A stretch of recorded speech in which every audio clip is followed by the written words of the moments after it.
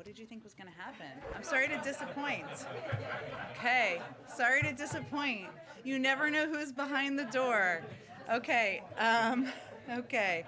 Um, Tomorrow, just one item for all of you at the top. Tomorrow, the president will travel to Elk Grove Village, Illinois, a trip he had planned to do last week to meet with public and private sector leaders who have implemented vaccination requirements. The president will visit with a company local to the Chicago area that is imposing its own vaccine requirement ahead of the OSHA rule. The president's message will be clear. Vaccination requirements work. Vaccination requirements get more people vaccinated, helping to end the pandemic and strengthen the economy. That's why he's leading and implementing vaccination requirements for 100 million workers, 2/3 of all workers in the United States, and that's why we're seeing growing momentum for vaccination requirements across the sectors and across the country. Alex, go ahead. Jen, I was hoping to get you to weigh in on 3 different debt limit scenarios since there's so many developing. So off the top, Senator Mitch McConnell has proposed for Republicans to either support a short-term hike in the debt limit through December or to support a expedited reconciliation process where Democrats would vote to hike it long-term. What's the White House response to that? Is there support for either of those from the president? And then I was hoping to get clarification on something the president said yesterday. He seemed to suggest that he would support a carve-out in the filibuster if all else fails to hike the debt limit. Is that where he stands? Would he be open to that? Well, right now, and perhaps this is the awkwardness of 4:15 while people are still meeting on the Hill, right now Democratic members are meeting on the Hill to discuss options on the path forward. I think Republican members may also be meeting or discussing among themselves. My understanding at the point I walked out here is that there's been no formal offer made. A press release is not a formal offer. And regardless, even the scant details that have been reported present more complicated, more difficult options than the one that is quite obvious in the president's view and is in front of the faces of every member up on the Hill. We could get this done today. We don't need to kick the can. We don't need to go through a cumbersome process that every day brings additional risks. So they're discussing up there. We'll obviously be in close touch with them, as we will continue to be, and we'll see where we are at the end of today. And then one foreign policy question. Does the White House have a position yet on the Uyghur Forced Labor Prevention Act, which passed unanimously in the Senate? And just broadly in that same context, how do you respond to the criticism from Senator Rubio and some Republicans that the administration is sort of letting Beijing have some advantage on human rights abuses to try to win over their cooperation on climate issues? Well, we would absolutely dispute that notion. Unlike the former president, this president has spoken out against human rights abuses, has raised his concerns about human rights abuses directly with President Xi, and we have done that at every level from our national security team. In terms of the legislation, obviously we have spoken out about our concerns of human rights abuses in Xinjiang, and I would also note that the president also led an effort to have coordination on the international stage to address this issue, unlike his predecessors, but I'd have to talk to our legislative team about specific views on the piece of legislation. I know I spoke to it briefly last week, but I'll come back to you with that. Go ahead, Steve. Jake Sullivan reached a deal with the Chinese today for President Biden and President Xi to have a virtual summit before the end of the year. Do you see this happening around the G20 summit, and what's the advantage of them seeing each other face to face? Well, as I understand it, what came out of the discussions was an agreement to continue dialogue at a very high level. So what we've said, of course, and we continue to believe, is that leader-level engagement is an important part of our effort to responsibly manage the competition with China, especially given the coalescing of power in Chinese leadership. We're still working through what that would look like, when, and of course the final details, so we don't quite have them yet. Secondly, the president indicated last night that he had spoken to President Xi about Taiwan. Was this in their more recent phone call, and what exactly did he tell him? So just, you didn't ask this, but some others have asked this. He did not have a new call that you're not aware of, so just for full clarity on that. He has spoken with him twice, as you know, and certainly reiterating our position as it relates to, which is guided by the Taiwan Relations Act, and our view that we need to uphold that commitment, our commitment under the act. That is what the president reiterated to President Xi last time he talked, and is something that is raised nearly every time he speaks at a leadership leader level and at other levels as well. The last thing, and sorry to prolong, the Energy Secretary Granholm in a conference today did not rule out a ban on crude oil exports to keep U.S. energy prices down. Is that something that's seriously being looked at? I would defer to the Energy Secretary, but I don't have anything new to report on that from internally in the White House. Go ahead.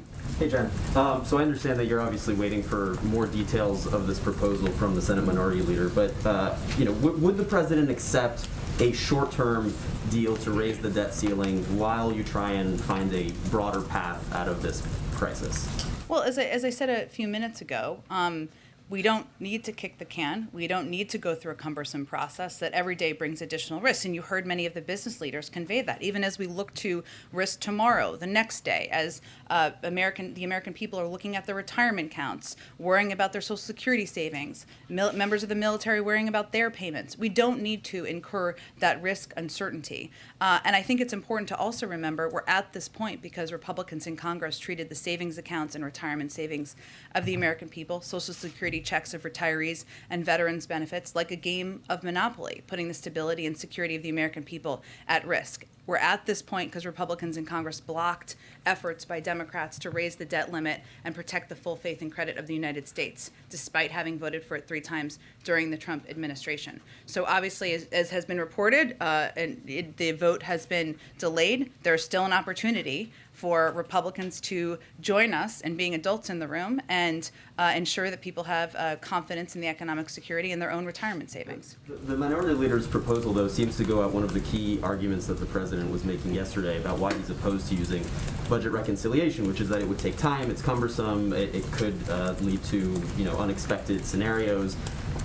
So is the Minority Leader taking off your arguments against reconciliation by offering this 1-month extension?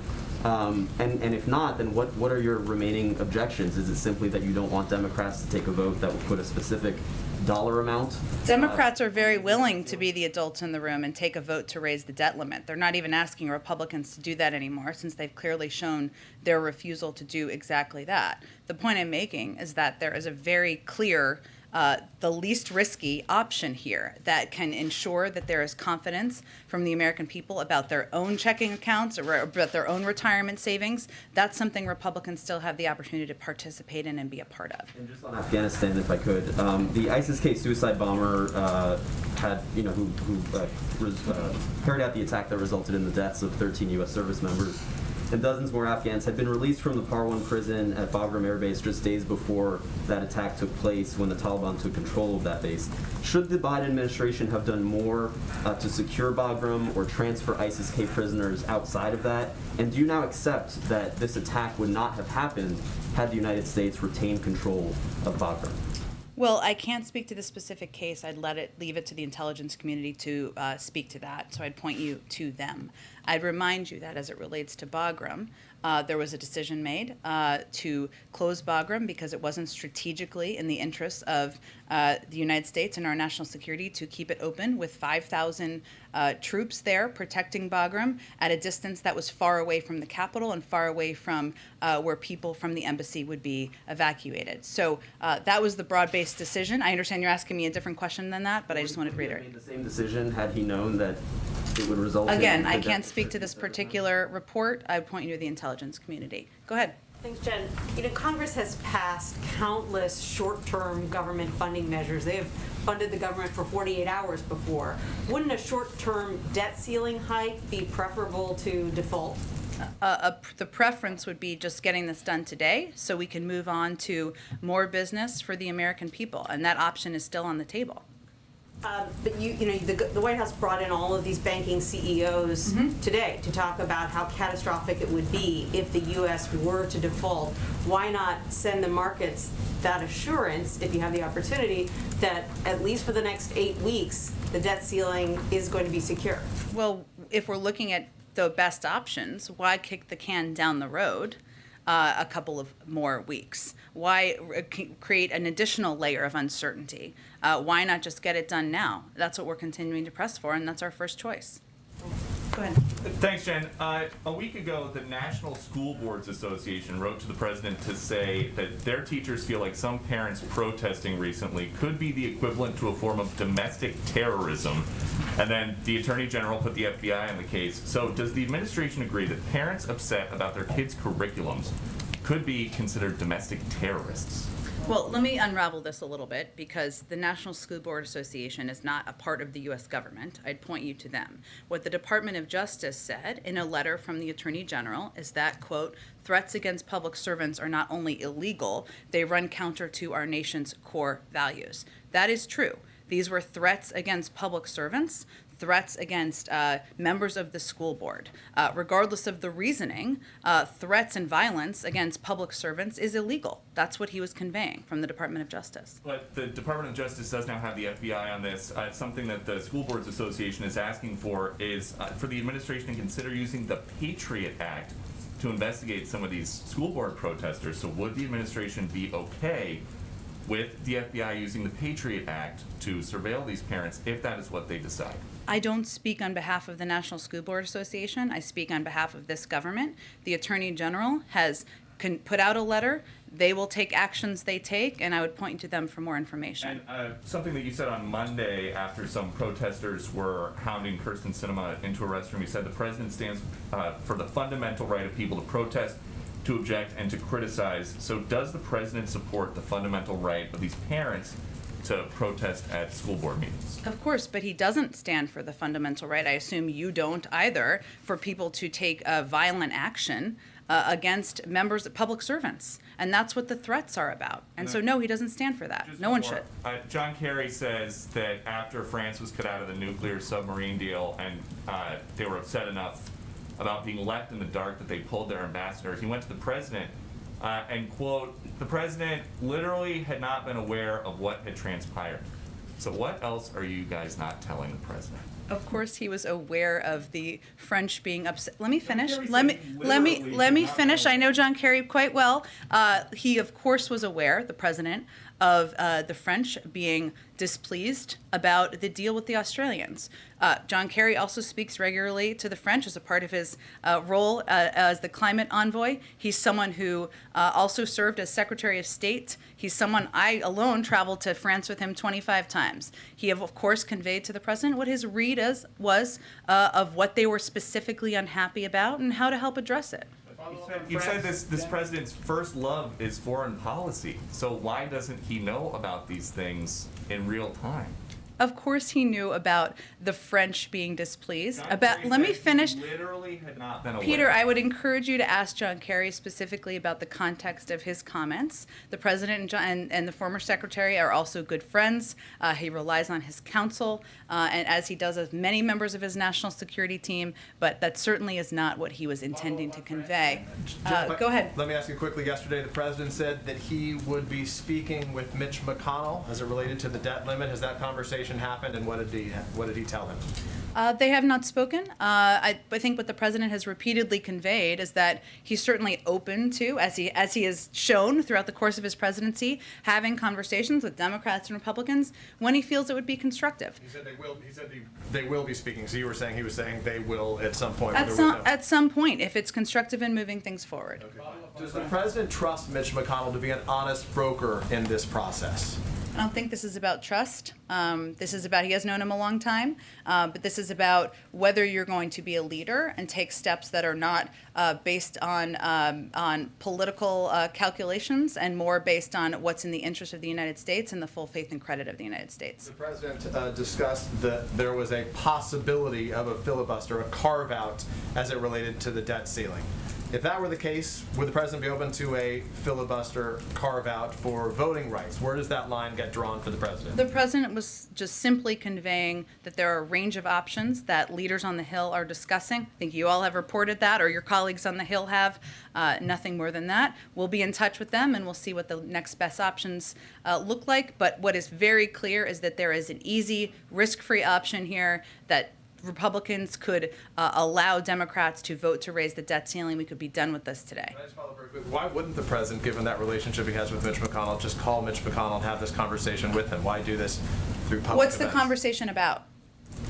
I don't know. They have the relationship. He's the one who said he could bring the two sides together. So wouldn't there be some value in having that conversation? We know what the risk-free option is here. We know what the clear path forward is here, and I think the president has made no secret about his belief on that. Go ahead. Has the president had time to absorb the criticism of the Fed chairman? And then specifically, what does the White House believe should happen, Fed policy about investments made by top officials there? Well, we obviously leave the independence of the Fed to an independent Fed, Federal Reserve, and I'm not going to speak to that from here. The president's confident in the chairman of the Federal Reserve, and beyond that, I don't have any personal announcements for you. Given that confidence, and also given what you just said, I mean, how close is he to making a decision on that? I don't have anything to preview for you at this point. Yesterday, the president said he would sign a reconciliation bill that included the Hyde Amendment.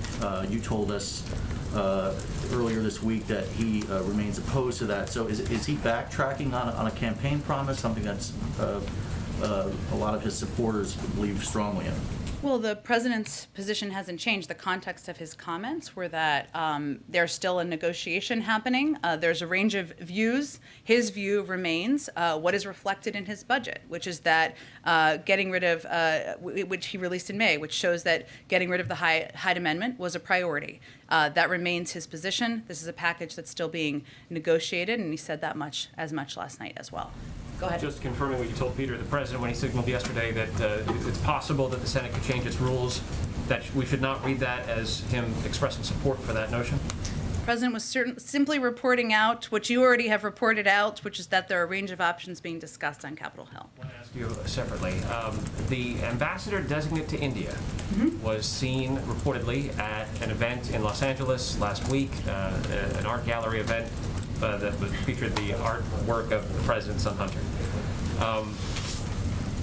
The ethicists who have pointed to this arrangement have expressed concern that the president's son selling art could potentially put the president in a situation where those who seek jobs either in this administration or favors from this administration and could put this White House in an awkward position. First of all, what is the White House's response to the fact that an ambassador nominee was at this event? And secondly, should we expect to see more people who seek jobs in this administration attending events like this in the future? Well, to be clear, we've spoken to the arrangement that is run by the gallerist and Hunter Biden's representatives that the White House provided suggestions for. I'd refer you to the gallerist for questions about the event and as well as the representatives of Mr. Garcetti in terms of his attendance. Just to follow up, this is exactly what ethicists said they were worried about. What is specifically? The fact that the president's That he son... reportedly attended an event? Well, the president's son would be selling artwork and then meeting potentially with people who would seek to buy it. If you have attendees at that event who might be seeking either jobs in this administration or favors from this administration, isn't it an awkward situation to put the president in? Again, the gallerist has we've spoken to the specifics, what the gallerist has agreed to, and what recommendations were made. I've done that several times. I don't have additional details for it from here. I point you to them. Go ahead. So does this White House not have any concerns about the photos that have emerged of showing Hunter Biden at that gallery alongside prospective buyers? I point you to the gallerist on specifics of the restrictions that were put in place. Great, but what about the position of this White House? This is a president who ran on being transparent, and you've got... And we were very transparent about what recommendations were made to the gallerist, and I would again point to them or the many times I've spoken about that from here. And just to clarify, has the president's position on doing away with the filibuster changed? Nothing has, no, it has not changed. Go ahead. Thanks, Jen.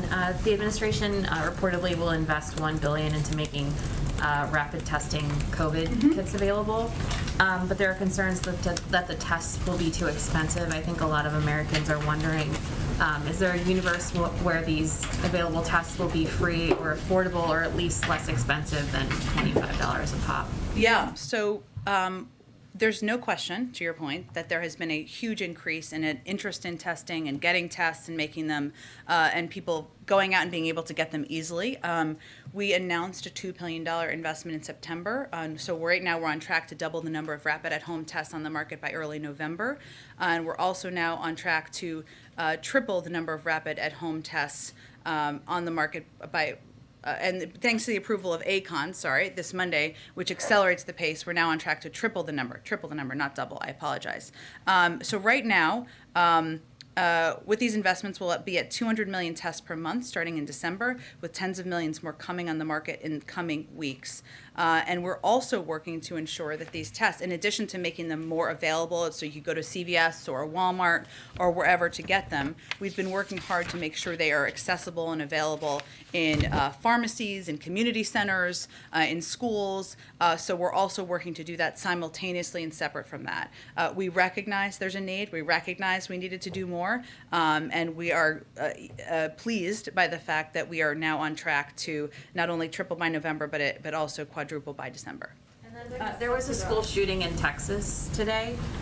The school safety group Everytown says that this year has been the most dangerous back-to-school period for students since they began tracking the data in 2013.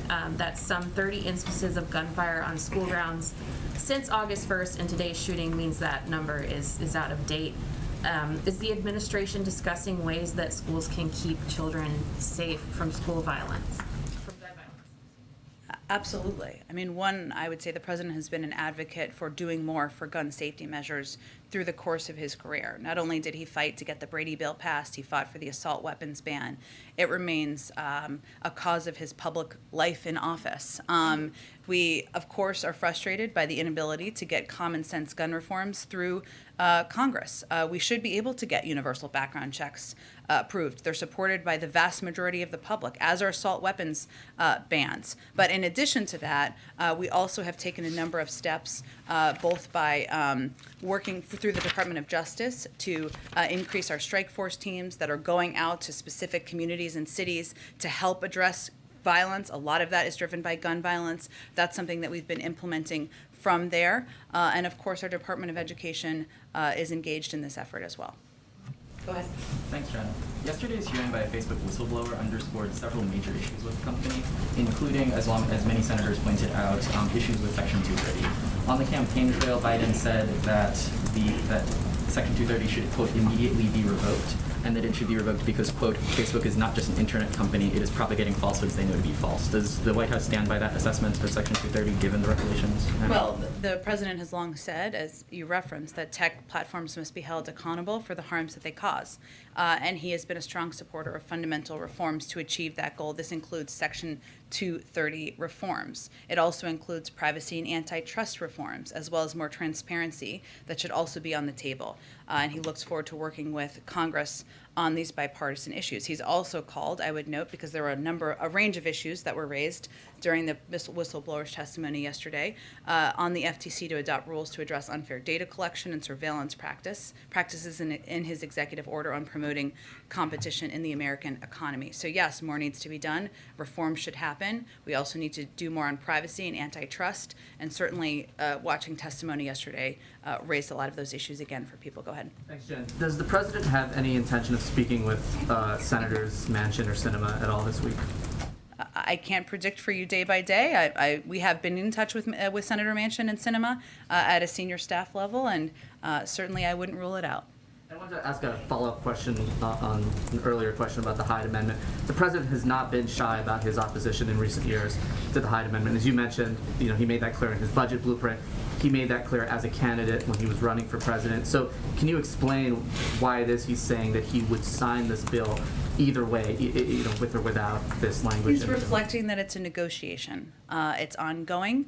We don't know what the final product will look like. Go ahead. Can I ask a little bit about energy prices? Gas prices in the U.S. are fairly high. We're seeing exceptionally high prices of certain energy products in Europe right now. Is the U.S. domestically considering a release from the SPR to bring down oil prices at this time? I'm not going to make any prediction of that from here. I would note that we have seen, as you said, some ticks up in parts of the country also as a follow-up to Hurricane Ida, because the hurricane hit a region that is a key center of the nation's oil production and refining infrastructure. So that's something we've been working to focus on, and we took actions in the days and weeks following to help address that, including at the time authorizing several million barrels of the Strategic Petroleum Reserve exchanges. We've also taken steps, including engaging with members of OPEC. We've also taken steps to reach out to the FTC to ensure they are using every available tool to monitor the U.S. gasoline market and address any illegal conduct, but I'm not going to make any other predictions at this point in time. We're continuously monitoring. We'll look to take additional steps as needed. Are you or would you consider restricting LNG exports to, I guess, head off the type of shortages and price spikes that we're seeing in Europe and parts of Europe? I'm just not going to make any additional policy predictions at this point in time. Broadly say, overall, these are fundamentally price crunches on, non-renewable sources of fuel. We're heading into COP's summit here. Yeah. Do you worry that this could impact the pledges that countries are willing to make? Will other governments get weak-kneed about going green at a time when they're facing brewing sort of political crises at home over really skyrocketing prices of non-renewable fuel sources? We certainly hope not. I mean, I think what COP26 is about is to continue the conversation on the international stage at the leader level that has been going on below the leader level continuously, basically, about our need to work together to address the climate crisis. One of the greatest national security crises the president sees. A number of other world leaders agree on that front. Certainly, we all want to keep gasoline prices low, but the threat of the crisis, the climate crisis, certainly can't wait any longer. Go ahead. Yes, go ahead. Go ahead. Yeah, thanks very much. On the, you sound pretty lukewarm about the McConnell idea. If the Democratic caucus were to get behind it, is it a given that the president will get on board? Or? We'll see where things are. This is an ever-moving news cycle. Because as we speak, there seems to be some positive vibes there regarding this, whereas you're giving, the opposite. I would say, actually, in my read of it, there's a diversity of views in the Democratic caucus, as is to be expected. And they're meeting now. We'll be in close touch with them, so I just don't want to get ahead of that process. Thank you. Go ahead. I know we're still a few weeks away from the G20, but I wanted to see if the president would be open to meeting with Putin again at the G20. And does he feel like his last meeting with Putin was effective? Does the president feel like he's seen any change in Russia or Putin's behavior since then? Well, I don't have any predictions for you on the bilateral meetings. That's something that we're still working through at this point in time. Every day. And in terms of how constructive his meeting was with President Putin, as he said at the time, we didn't expect it to be a light switch where all of a sudden everything would be hunky-dory in the relationship. It's not. We have remaining concerns, but it was an opportunity to express them at a high level, see what work could be done over the course of the long term to address it. So I don't know that we're going to do a month-by-month assessment. It's something that we have continued conversations with members of the national security team about many of the issues were raised. Those are ongoing. We're continuing to strive to make progress. Do you have any update on Afghanistan and how many Americans are still there? And does the president feel the Taliban's cooperating still with efforts to get those remaining Americans out? We remain, through appropriate channels, of course, in touch with Taliban officials. In terms of the specific numbers, I'd point you to the State Department, and they have the most updated number on that, given they oversee that process. Go ahead. Jen, there's been some reporting that Senate Democrats are planning to accept the short-term debt limit increase. So given that we now have some reporting on that, can you just give us some guidance on what the White House thinks about that idea? Not yet. I have to dig further into that reporting, not to question it, and talk to the team here about where things stand. And as far as when I came out here, they were still meeting. But we'll venture to get back to you as soon as we have something more concrete to convey. Thanks, Jen. When the president was talking today about Republicans and the debt ceiling, he said, if they don't want to do the job, just get out of the way. We'll take the heat. We'll do it. When he says we'll take the heat, what did he mean by that? What political risk is he acknowledging there for Democrats? Well, I think one of the reasons we're at this point is because Republicans in Congress would rather bet on a misleading and inaccurate campaign season talking point. We're not betting that that's going to work, but his point, the president's point, is regardless, we're willing. Democrats are willing to vote alone, without any Republican votes, to raise the debt ceiling. You just need to allow us to proceed with that vote. And on the testing question that had come up about the rapid test, this $1 billion investment will quadruple the test by December. in addition to everything else from the past couple of weeks. But why has it taken so long to get this rapid testing to this point where it will be by December, when Europe is flooded with rapid tests? Is it the authorization process and the timeline on that, or is it on the production side, or both? Well, one of the things we've been working on is to increase production, as you know, and also increase, I would say that the demand for these tests here has increased a lot in the last several weeks. So we're also working to meet that and ensure that we are meeting the moment here in the United States. In terms of the specific mechanics, I would encourage you to ask the COVID team that question. Missing the moment though by, the demand has gone up in recent weeks because kids have gone back to school. Should this have been ready for back to school so that you could go to a CVS or any of the pharmacies or government sites and get these tests? I mean, again, we just announced last month enormous investment. We're quadrupling availability by December, tripling by November. I think that is speaking to how seriously we take this and how we're working to ensure there are accessible, cost-effective tests out there and available to the public. Go ahead. What plans does the White House have to address the risk of oil spills from existing platforms, existing leases that are still operating? You mean like the one that happened in California? I would really point you to the Department of Energy for specifics there. The White House has policies on stopping future leases, possibly things like that. But this is an ongoing threat, that happens as offshore drilling continues. Is there an interest in investing in the infrastructure of the pipeline to enhance their safety, shutting them down? What are your thoughts on that? Well, again, I think as we've seen, and there's been an ongoing investigation about what exactly was the root cause here. So I don't want to kind of speak to that as that's been ongoing. But beyond that, I would point you to the Department of Energy. Two very quick things on the spill. Does the White House have a working theory on what caused the spill? And secondly, do you have an update on federal resources that have been dispatched to respond to the spill? Sure. I think I do have an update on federal resources. Let me see. On the leak, just so I don't forget to answer this part, it's still under investigation. As you may know, the oil has stopped leaking. The pipeline has been removed from service. In terms of our government efforts, 4,788 gallons of oil have been recovered and 11,360 feet of containment boom have been deployed. As of yesterday, 6 miles of shoreline have been cleaned. 328 response personnel with additional assets are on the way, have been deployed. As we said earlier this week, the Department of Transportation's Pipeline and Hazardous Materials Safety Administration investigators are on the ground in the Unified Incident Command Center. And on Monday, we also issued a action order to the operator mandating immediate corrective action, including performing a root cause failure analysis, integrity assessment, and remedial work plan. Beyond that, Unified Command, of course, who are on the ground, would have any additional steps we're taking that are up to date.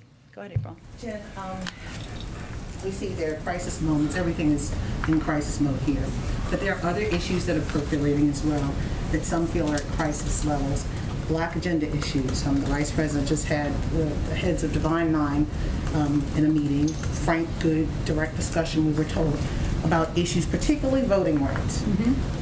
What is the President expecting when it comes to dealing with the Black agenda, particularly with those that have the small window like voting rights and also the George Floyd Justice and Policing Act? What is he expected to do? What is he planning on committing to make sure these things happen? He wants to get both done. He wants to sign them into law. As you know, and you've told me in the past, the Black agenda is bigger than voting rights and bigger than the George Floyd Police and Justice Act.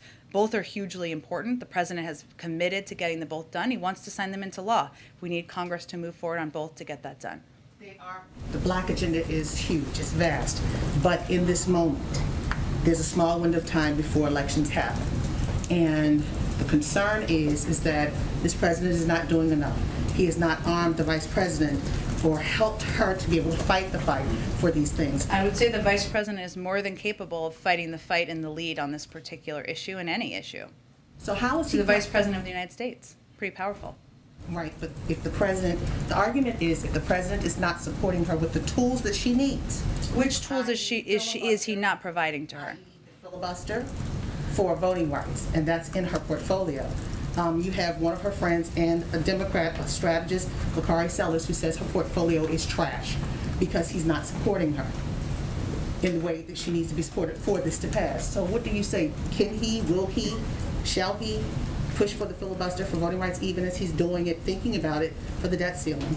Well, that's not exactly what I conveyed earlier, but I will say that the president has conveyed many times that getting voting rights done, signing it into law, is top of his agenda. The vice president, one of the most powerful people in the world, is leading this effort. She is his partner. She's the first in the room, the last in the room, and he's going to continue to work by her side to get it done. But beyond that, and the legislative process and how that will work, I don't have any update on that front. Go ahead. Sticking on voting rights, with S4 being introduced in the Senate, the president has over and over talked about the pathways that voting rights legislation could take. Same thing that he, apparently yesterday you said he was alluding to when he said real possibility, right? Talking about what could possibly happen on the Hill. He's never talked about voting rights with any kind of real possibility of a filibuster carve-out. And there's a real frustration.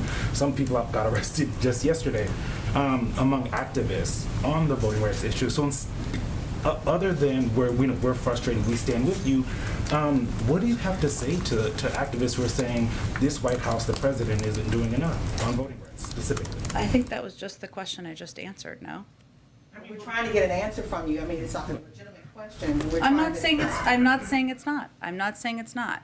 I would say that the president is also frustrated that voting rights has not been done. He's also frustrated that Republicans are so afraid of making reforms that would make it easier for people to vote, that they have blocked this effort. And he is frustrated that despite everything that's happened around the country, there isn't more of a movement to get this done. I don't mean by activists. Certainly there's a movement there in Congress. What he was speaking to yesterday was the fact that there is live conversations right now about a range of options on the debt limit. He was not speaking to anything beyond that, and that's what is happening on Capitol Hill in this particular moment. That's it. And so I would convey to activists that he is absolutely committed. He wants to get this done. He wants to sign it into law. The vice president just had meetings today on it. She is in the lead on this effort as one of the most powerful people in this country, maybe even in the world, leading this effort. I mean, he's the president. So when I talk to activists, they say, you're the president. If you're frustrated, do something, right? So I guess that is what we're constantly. Congress is a separate body. It's a separate body. You need 50 votes to change the filibuster. You also need the majority of votes to pass legislation into law. He has made clear that he wants voting rights to be passed into law. He will continue to advocate publicly, privately, and continue to be a partner to the vice president. He absolutely feels this is essential, and we need to get it done. Go ahead, Patsy. Thank you, Jen. I want to follow up on Taiwan. Administration officials, including yourself, I believe, on Monday, and Secretary Blinken today, essentially have issued warnings to China, urging China to stop its military activities in Taiwan. However, China has ignored that. In fact, it has dialed up sending even more military jets. So what does that say about the credibility of U.S. deterrence on this issue? I think the Secretary of State spoke to this earlier. I don't think I have anything more to add to what he said.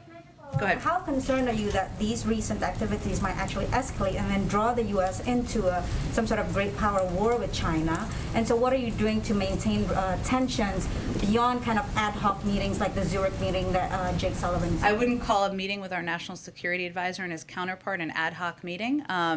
Obviously, we raise our concerns through a range of channels. The State Department also put out a public statement, a proactive statement on this, which is not something they do frequently, and the Secretary of State spoke to it today. Do you have regular, meetings to make sure that things like this don't escalate into something bigger? Of course we do, as you well know. Go ahead. I have another debt ceiling question, Sure. but zooming much farther out.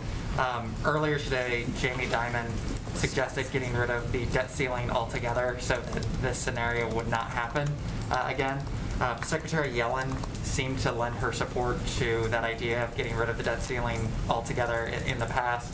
Has she spoken with the president about that idea, and does he have a position on sort of the larger question of whether or not it should or should not be abolished?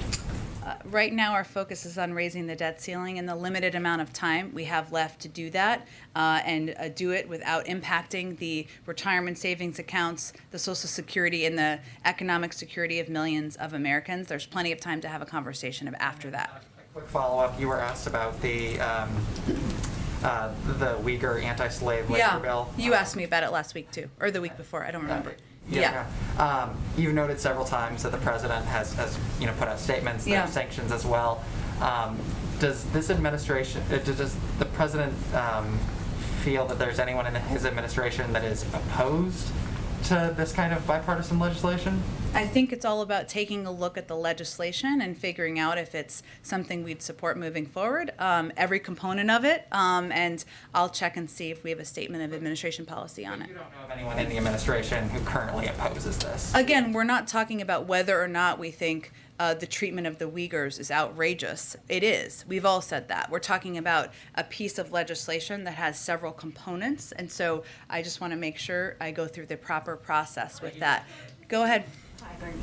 I was just wanting to talk to you about food shortages real quick. I'm not sure if you were looking here, but I just wanted to say that on food shortages, we're seeing in schools the supply chain is kinked and affecting school lunches to the degree that kids are having bread, but meat with no bread to make sandwiches, for example. And grocery stores ahead of the holidays are limiting the amount of food that you can actually purchase. So in regard to the debt ceiling talks, if the Senate votes no, ahead of Thanksgiving, ahead of Christmas, and the coming holiday season, if they say no, what will that mean in the big picture for this nation and food shortages and other product delinquencies? Well, look, I would say I just want to make sure we're sending a clear message here about what the impacts of different things are. I know that's why you asked the question. You'd have to get me more information about how broadly the school issue you're referencing is. I have not heard that from the Department of Education.